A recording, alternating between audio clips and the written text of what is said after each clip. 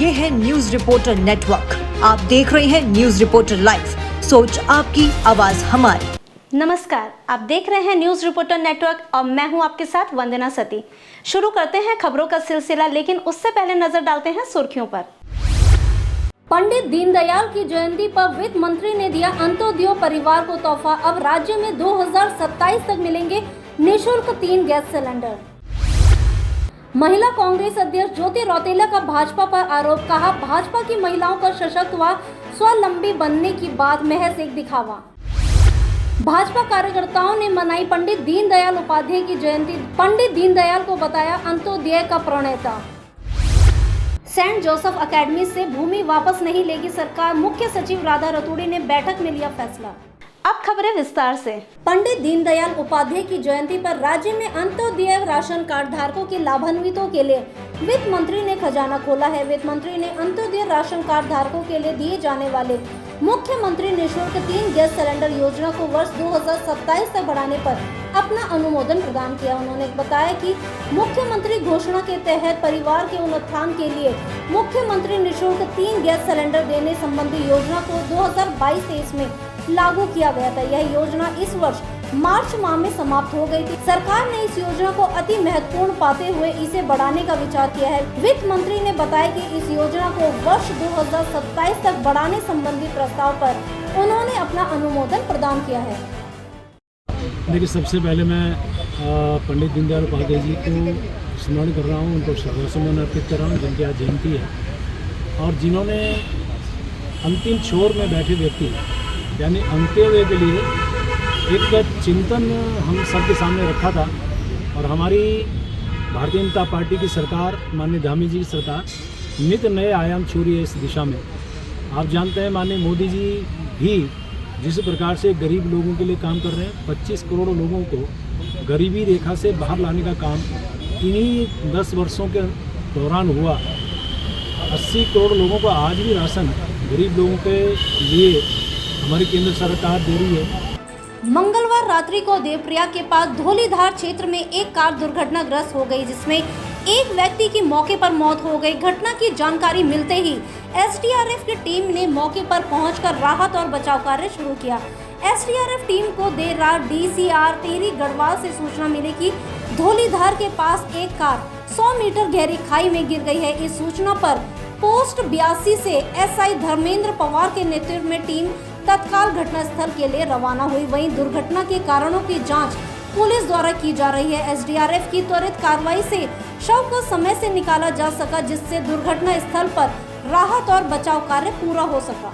दून अस्पताल में भर्ती एक 16 वर्षीय किशोरी में डेंगू की पुष्टि हुई है। बता दें कि दून अस्पताल में अब तक 18 मरीजों में डेंगू की पुष्टि हो चुकी है, जिसमें से डेंगू के अब 2 मरीज ही अस्पताल में भर्ती हैं, जो कि स्वास्थ्य लाभ ले रहे हैं। दून मेडिकल कॉलेज अस्पताल के चिकित्सा अधीक्षक डॉक्टर अनुराग अग्रवाल ने बताया कि बदलते मौसम में डेंगू के खतरे को ध्यान में रखते हुए डेंगू मरीजों के लिए अस्पताल में समुचित व्यवस्थाएं की गई हैं। वहीं मौजूदा समय में अस्पताल में डेंगू के 2 ही मरीज भर्ती हैं, जो कि सामान्य स्थिति है। हालांकि हिदायत के तौर पर डॉक्टर अग्रवाल ने बताया कि डेंगू और मलेरिया जैसी मच्छर जनित बीमारियों के खतरे से बचने के लिए विशेष सावधानी बरतने की आवश्यकता है। साथ ही डेंगू से संबंधित कोई भी लक्षण अगर पाए जाते हैं, जल्द ही नजदीकी अस्पताल में जाकर जांच अवश्य करवाएं। देखिए, बिल्कुल डेंगू अभी तक बहुत कंट्रोल है। हमारे पास दो ही केस डेंगू के भर्ती हैं, जो कि बिल्कुल स्वास्थ्य लाभ ले रहे हैं। ऐसे में लेकिन मैं आप लोग के माध्यम से पब्लिक को भी एक वार्निंग दे देना चाहूँगा कि अब बरसात ख़त्म है, लेकिन जहाँ पानी रुका है और गर्मी बढ़ेगी या धूप आएगी, तो ऐसे में लार्वा और मच्छर का बढ़ना लाजमी है।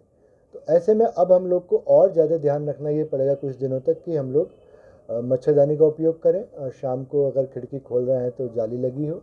रात को हम लोग मॉस्किटो कॉइल या मॉस्किटो नेट का उपयोग कर सकते हैं।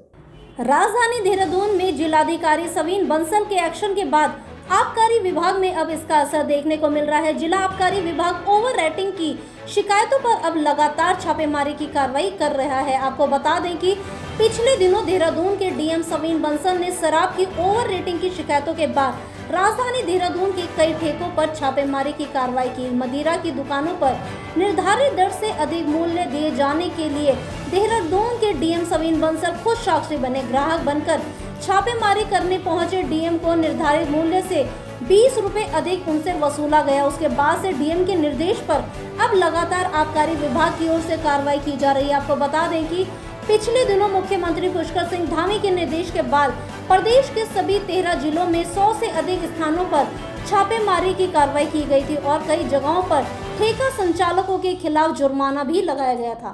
नहीं, माननीय जिलाधिकारी महोदय और आयुक्त महोदय के निर्देश में हर दुकानों पर जहाँ शिकायत आ रही है उन दुकानों पे ओवररेट से कार्रवाई की जा रही है। अभी तक 8 दुकानों पे ओवररेट कार्रवाई हुई है जिनके चालान जमा हुए। उसके लिए भी हम जहाँ जहाँ हमें मिल रहा है, जो हमारे संबंधित इंस्पेक्टर हैं उसमें देख रहे हैं और उन लोगों को हटाया जा रहा है। उन्हें बताया जा रहा है कि आप यहाँ पे शराब न पिएं। राजधानी देहरादून में पीपीएच कंसोर्टियम पर आयोजित कार्यशाला में विशेषज्ञ चिकित्सकों ने अपने विचार रखे। इस कार्यशाला में प्रसव उपरांत रक्तस्राव के कारण होने वाली मातृ मृत्यु दर को कम करने को लेकर विस्तृत रूप से चर्चा हुई और गर्भावस्था की जटिलताओं पर भी मंथन किया गया। इस कार्यक्रम में राष्ट्रीय, राज्य और जिला स्तर के सरकारी प्रतिनिधियों, निजी क्षेत्र के प्रतिनिधियों और विकास भागीदारों सहित प्रमुख हितधारक शामिल हुए। मिशन निदेशक HM स्वाति भदौरिया ने कहा कि हर स्तर से सकारात्मक पहल की जा रही है। जो हमारा मैटरनल मोर्टालिटी रेशियो है उत्तराखंड का, वो अभी थोड़ा सा चिंताजनक है, जबकि हमारा IMR और नियोनेटल मोर्टालिटी ये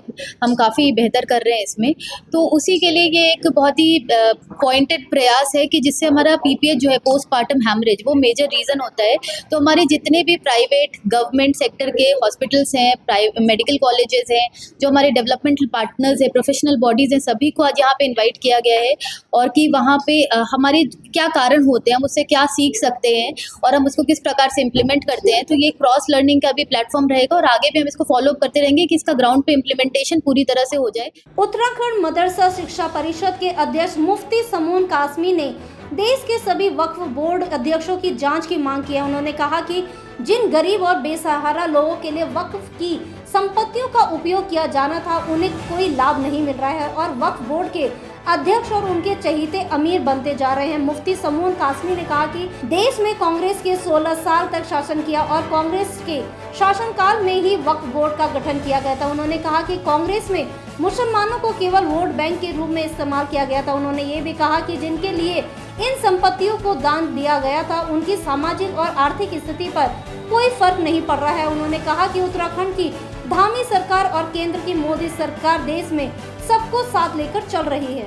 हाँ बिल्कुल, मैंने बहुत इसके ऊपर रिसर्च के बाद ये बात मैंने कही है कि 1947 के बाद जब से देश आज़ाद हुआ, आज़ादी के बाद एक लंबा कार्यकाल कांग्रेस को मिला और कांग्रेस ने इन तमाम चीज़ों को सामने रखते हुए जो सबसे बड़ा उन्होंने मुसलमानों के साथ छल किया है वो ये है कि अरबों खरबों की प्रॉपर्टी जो मुसलमानों के गरीब यतीमों और तलाकशुदा महिलाओं, बेवाओं और कमज़ोर लोगों के लिए उनके एजुकेशन के लिए वक्फ की गई थी, यानी दान की गई थी।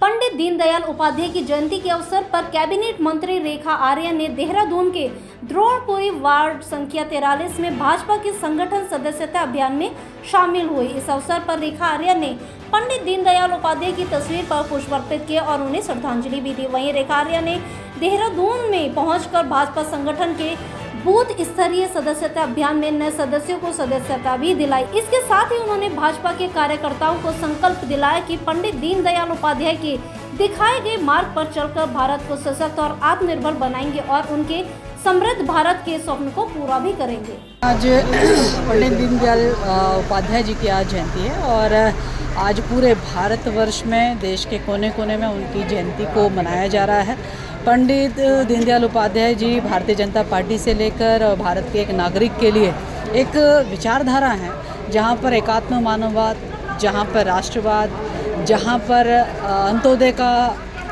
कल्याण, इस विचारधारा को लेकर जो है आगे बढ़ने का लगातार काम चल रहा है। राजधानी देहरादून में विवाहिता की संदिग्ध परिस्थिति में हुई मौत के 8 दिन बाद मजिस्ट्रेट के सामने कब्रिस्तान में कब्र खोदकर शव को निकाला गया। मामला देहरादून के बसंत विहार इलाके का है, जहां बीती 18 सितंबर को विवाहिता की संदिग्ध परिस्थिति में मौत हो गई थी, जिसके बाद ससुराल वालों ने लड़की के परिवारजनों को मौत की वजह जहर खाकर आत्महत्या करने को बताया। बिना पुलिस को सूचना दिए अंतिम संस्कार भी कर दिया। मृतक लड़की के परिवारजनों को किसी ने फोन करके सूचना दी कि मौत के बाद लड़की के शरीर पर चोट के निशान दिखे गए थे, इसलिए मृतका की मां ने इसकी शिकायत बसंत विहार थाना पुलिस से की और सभी कानूनी प्रक्रिया को अपनाते हुए भारी पुलिस फोर्स और मजिस्ट्रेट की निगरानी में शव को कब्र से बाहर निकाला गया। वहीं नियुक्त मजिस्ट्रेट सुरेंद्र सिंह देव ने बताया कि पूरी वीडियोग्राफी के बीच शव को निकालकर पोस्टमार्टम के लिए भेजा गया है। हालांकि अभी तक जो बातें सामने आई है उसके मुताबिक पुलिस की शक की सुई विवाहिता के देवर की तरफ जा रही है। हालांकि पुलिस को अभी भी पोस्टमार्टम रिपोर्ट का इंतजार है। देखिए, जिलाधिकारी महोदय के द्वारा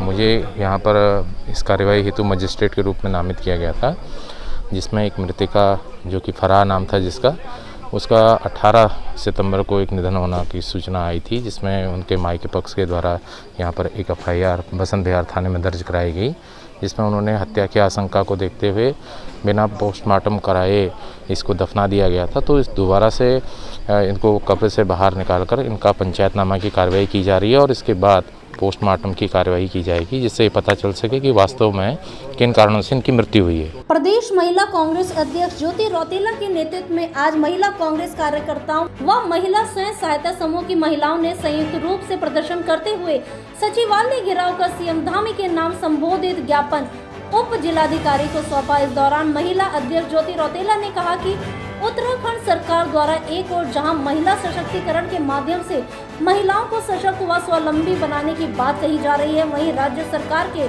महिला व बाल विकास मंत्रालय द्वारा महिला स्वयं सहायता समूह द्वारा पूर्ववर्ती कांग्रेस सरकार के समय से स्वरोजगार की दृष्टि से पोषाहार राशन योजना के तहत वितरित की जाने वाले राशन को अब भारत सरकार के स्वामित्व वाले संस्थान NCCF के माध्यम से वितरित किए जाने की योजना बनाई जा रही है। उन्होंने कहा कि उत्तराखंड राज्य में संचालित लगभग 10,000 महिला स्वयं सहायता समूह द्वारा वर्ष 2013 से राज्य के महिला सशक्तिकरण व बाल विकास विभाग के अधीन आंगनवाड़ी केंद्रों के माध्यम से गर्भवती महिलाओं एवं 6 माह से 3 वर्ष आयु के बच्चों को पौष्टिक आहार वितरण कराने का कार्य किया जा रहा है।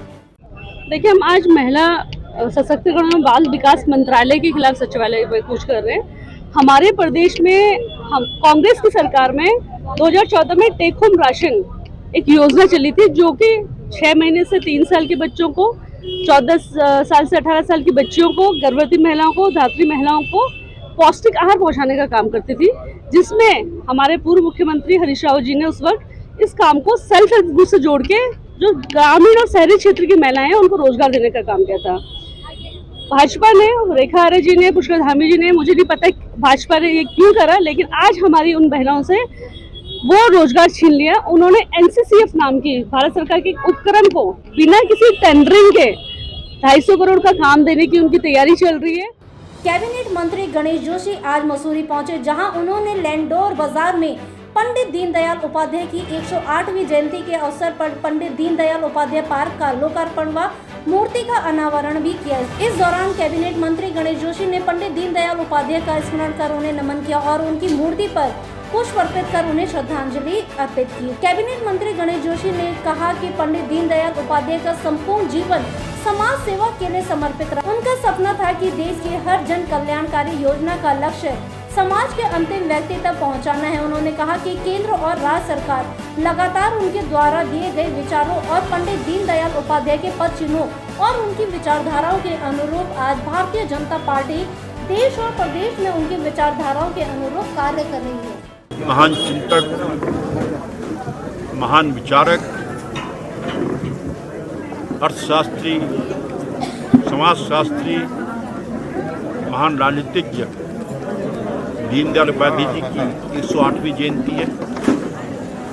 इस अवसर पर हमने यहाँ पर आज एक दीनदयाल जी की मूर्ति का लोकार्पण व पार्क का लोकार्पण यहाँ पर किया है।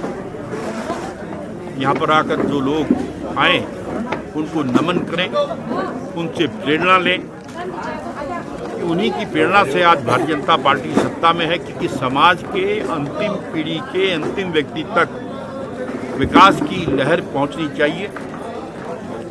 ये दिशा अगर दी है तो दीनदयाल जी ने दी है। एकात्म मानववाद के जनक भी दीनदयाल जी थे। देहरादून स्थित सेंट जोसेफ एकेडमी पर सरकार के यू टर्न पर उत्तराखंड कांग्रेस की मुख्य प्रवक्ता गरिमा मेहरा दसौनी ने प्रतिक्रिया दी है। गरिमा ने कहा कि जिस समाज में शिक्षा को महत्व नहीं दिया जाता उस समाज की कभी प्रगति नहीं हो सकती। हमारे उत्तराखंड में शिक्षा संस्थान से ज्यादा प्राथमिकता पार्किंग को दी जा रही है। दसौनी ने कहा कि यदि लीज खत्म हो गई थी तो उसे रिन्यू भी किया जा सकता था, परंतु सूत्रों से पता चल रहा है कि अपने नेताओं और उनके प्रतिष्ठानों को लाभान्वित करने के लिए सरकार द्वारा ऐसा फैसला लिया गया और मात्र 24 घंटे में यू टर्न ले लिया गया, जिससे सरकार और शासन की जमकर किरकिरी हो रही है। कहते हैं जिस समाज में शिक्षा का कोई स्थान नहीं वो समाज कभी आगे नहीं बढ़ सकता, उस समाज का कभी विकास नहीं हो सकता। उत्तराखंड 36 यूनियन टेरिटरीज और राज्यों को मिला दो तो उसमें 34वें स्थान पर है और हमारे मुख्यमंत्री जी के इतने मंदबुद्धि सलाहकार हैं कि एक शिक्षण संस्थान से उसकी ज़मीन छीनकर पार्किंग वहाँ पर खोलने जा रहे हैं। अब सोचने वाली बात है कि पार्किंग ज़्यादा ज़रूरी है या शिक्षण संस्थान, यानी कि सरकार की प्राथमिकताएं उसके कदम से पता चल जाती हैं। ऐसे में 90 साल उसकी लीज को ख़त्म हो गए थे, ये कहा जा रहा है। अरे शिक्षण संस्थान की लीज अगर ख़त्म हो गई थी तो उसको रिन्यू कर दीजिए, उसको आगे बढ़ा दीजिए। उसकी ज़मीन छीन कर वहाँ पार्किंग बनाने का क्या औचित्य है? 34वें पायदान पर जो राज्य है शिक्षा के क्षेत्र में वो इस तरह के उलझुल कदम उठा रहा है और उसके बाद कितनी किरकिरी उस सरकार की हो रही है। उत्तराखंड कांग्रेस के प्रदेश प्रभारी कुमारी शैलजा के साथ हरियाणा में हुआ दुर्व्यवहार को लेकर भाजपा लगातार कांग्रेस पर हमलावर है और कांग्रेस संगठन पर लगातार तंज कस रही है, जिसके उत्तर में कांग्रेस प्रदेश अध्यक्ष करण महारा का कहना है कि मेरे प्रभारी और मेरे बीच या मेरे प्रभारी और मेरे पार्टी में क्या चल रहा है इससे भाजपा का कोई मतलब नहीं होना चाहिए। महारा ने कहा कि भाजपा हमारे प्रभारी से डरी हुई है क्योंकि उनके कार्यकाल में ही हमने भाजपा की पूर्ण बहुमत वाली सरकार रहते हुए 2 उपचुनाव जीते हैं। मेरे प्रभारी और मेरे बीच में या मेरी पार्टी और मेरे प्रभारी के बीच में क्या है, इसकी चिंता बीजेपी को करने की आवश्यकता नहीं है। वो प्रभारी से घबराए हुए हैं, वो कांग्रेस से घबराए हुए हैं, क्योंकि प्रभारी के रहते हुए ही हमने 2 बाई इलेक्शन इनकी सरकार रहते हुए इनको हराने का काम किया है, इसलिए प्रभारी और मुझ पर आक्रमण करना तो स्वाभाविक बनता है।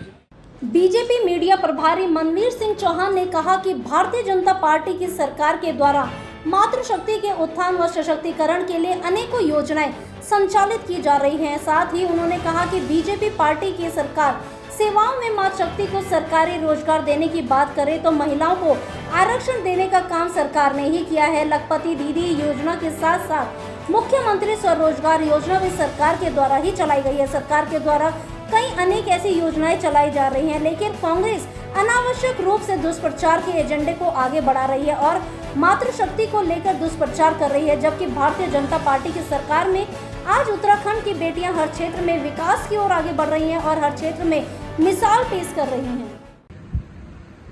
भारतीय जनता पार्टी की सरकार के द्वारा मातृशक्ति के उत्थान के लिए, मातृशक्ति को सशक्तिकरण के लिए अनेकों योजनाएं संचालित की जा रही हैं। भारतीय जनता पार्टी की सरकार के द्वारा हम चाहे सरकारी सेवाओं में मातृशक्ति को सरकारी रोजगार देने की बात करें तो महिलाओं को 36 आरक्षण देने का काम हमारी सरकार के द्वारा किया गया है। इसके साथ ही महिलाओं को आर्थिक रूप से संपन्न बनाने के लिए लखपति दीदी योजना के साथ साथ मुख्यमंत्री स्वरोजगार योजना भी हमारी सरकार के द्वारा चलाई गई है। उत्तराखंड प्रदेश युवा कांग्रेस कार्यकर्ताओं ने युवा महानगर अध्यक्ष मोहित मेहता के नेतृत्व में कृषि मंत्री गणेश जोशी के पुतले को आग के हवाले किया। आपको बता दें कि युवा कांग्रेस कार्यकर्ताओं ने बड़ी संख्या में प्रदेश कार्यालय में एकत्र होकर नारेबाजी करते हुए कृषि मंत्री गणेश जोशी की शव यात्रा निकालकर गणेश जोशी के पुतले को आग के हवाले किया। वहीं इस अवसर पर युवा कांग्रेस महासचिव स्वाति नेगी ने कृषि मंत्री गणेश जोशी पर आय से अधिक संपत्ति अर्जित करने के आरोपों पर न्यायालय द्वारा दिए गए निर्देशों पर बोलते हुए कहा कि कृषि मंत्री पर आय से अधिक संपत्ति अर्जित करने के आरोपों के मामले में विशेष न्यायाधीश मनीष मिश्रा की अदालत द्वारा मंत्री परिषद से निर्णय लेने के निर्देश धामी सरकार को दिए गए हैं। इसके बावजूद भी बीजेपी के प्रदेश अध्यक्ष व नेता मंत्री के भ्रष्टाचार को बचाव करते दिख रहे हैं। हमने प्रदेश सरकार के खिलाफ ये प्रदर्शन इसलिए कराया क्योंकि प्रदेश सरकार सो रही है। प्रदेश में जितनी भी घटनाएं महिलाओं के खिलाफ हो रही है उनका ध्यान आकर्षित करने के लिए हमें आज मजबूरन प्रदेश सरकार का शव यात्रा निकालनी पड़ी है। और इस शव यात्रा में भी उन्होंने पुलिस बल द्वारा हम पे दबाव बनाकर हमारे कांग्रेस भवन के गेट से बाहर भी इस यात्रा को नहीं निकालने दिया। इस तरीके से सरकार इतने दबाव में विपक्ष से काम करवाएगी, इतना डरी हुई है सरकार, बौखला के वो अनर्गल बयान दे रहे हैं। और जो कृषि मंत्री है हमारे प्रदेश में गणेश जोशी जी, उनके आय से ज्यादा उनकी संपत्ति पाई गई है, उसके खिलाफ कार्रवाई करने वालों के खिलाफ मुकदमे किए जा रहे हैं। तो हम इसके खिलाफ प्रदेश सरकार को चेतावनी देना चाहते हैं। मौसम विभाग ने उत्तराखंड में मौसम में परिवर्तन की संभावना जताई है। मौसम विभाग ने बुधवार के लिए पिथौरागढ़, चंपावत, अल्मोड़ा, नैनीताल, बागेश्वर जिले में बारिश का येलो अलर्ट जारी किया है। वहीं 28 सितंबर तक मानसून की बारिश की उम्मीद भी जताई गई है। मौसम विभाग के निदेशक डॉक्टर विक्रम सिंह ने बताया कि प्रदेश भर में 25 सितंबर से मौसम में परिवर्तन देखने को मिलेगा। ये बदलाव 28 सितंबर तक देखने को मिलेगा। हालांकि इसके बाद मौसम शुष्क रहने की संभावना है, लेकिन तापमान में अच्छी गिरावट देखने को मिल सकती है। 25 के लिए देख रहे हैं तो कुछ जगहों तक में खासकर कुमाऊं रीजन में मिलनी चाहिए और कहीं कहीं पर जो है जो हमारा गढ़वाल रीजन भी है उसमें भी उत्तराखंड में मिलनी चाहिए 25 तारीख में। तो इस तरह की स्थिति है। आज भी अगर देखेंगे 24 को तो आज भी आइसोलेटेड एक्टिविटी खासकर हिल्स में या अंदर के डिस्ट्रिक्ट में उनमें कहीं कहीं वो मिलनी चाहिए। तो आप देखेंगे कल से जो ये तापमान है आपका इसमें कमी आनी चाहिए। आज तो हो सकता है कि ये वैल्यू इतना रह जाए, तो ये स्थिति बनी है। तो इसमें मुख्य कारण यही है कि 4 से 5 दिन कोई बारिश नहीं हो रही है, आसमान साफ़ है और अच्छी खासी जो धूप है वो निकल रही है। और साथ में जो हवा की दिशाओं में भी परिवर्तन है, अभी तक वो नहीं आया है। जो मानसून का एक तरह से जो है साउथ ईस्टर्ली विंड्स है वो अभी बनी हुई है। केंद्रीय स्वास्थ्य मंत्रालय के निर्देश पर प्रदेश भर में मिठाई, देसी घी और मक्खन के कारोबार के प्रतिष्ठानों पर छापेमारी की गई। खाद्य शिक्षा विभाग ने लड्डू समेत तमाम मिठाइयों, घी और मक्खन के सैंपल लिए और जांच के लिए भेजे। वहीं अपर आयुक्त FDA ताजबर सिंह जग्गी ने बताया कि खाद्य संरक्षण विभाग को उत्तराखंड के सभी जिलों में मिठाई, घी और मक्खन की सैंपलिंग करने के निर्देश दिए गए थे, जिसके तहत मंगलवार से शुरू हुई कार्रवाई लगातार जारी रहेगी। उन्होंने बताया कि राज्य में सभी ब्रांड के देसी घी व मक्खन और मिठाइयों की जांच कराकर परखा जाएगा उसमें कोई मिलावट है या नहीं। सैंपलों की रिपोर्ट के आधार पर आगे की कार्रवाई की जाएगी। उन्होंने बताया कि मंगलवार को देहरादून में घी के 100 सैंपल लिए गए हैं। हल्द्वानी में 5 सैंपल घी के जबकि 6 सैंपल लड्डू और अन्य मिठाइयों के लिए गए। इसके साथ ही देहरादून में मिल्क क्रीम के 7 सैंपल जांच के लिए भेजे। उन्होंने बताया कि राज्य के अन्य जिलों में भी खाद्य पदार्थों की सैंपलिंग कराई जा रही है। जितने भी मिल्क के प्रोडक्ट हैं या घी है, मटर, मक्खन है, जो भी है, इन सब की जाँच करके रिपोर्ट हमें प्रस्तुत करें। हाँ, अब आगामी जो त्यौहार दीपावली आ रहे हैं उसके लिए भी हमने सभी, क्योंकि ज़्यादा से ज़्यादा बाहर से हमारे यहाँ पर मावा है या घी है या अन्य जो भी प्रोडक्ट हैं वो यहाँ पर सप्लाई किए जाते हैं, तो हमने सारे अपने जितने भी अधिकारी उनको तत्पर रहने के लिए कहा है और कार्रवाई करने के लिए कहा है। तो बने रहिए हमारे साथ और देखते रहिए न्यूज़ रिपोर्टर नेटवर्क। धन्यवाद। अगर आप हमारे चैनल पे नए हैं तो चैनल को सब्सक्राइब करें और साथ ही बेल आइकन को प्रेस करें ताकि उत्तराखंड की कोई भी अपडेट मिस ना हो पाए।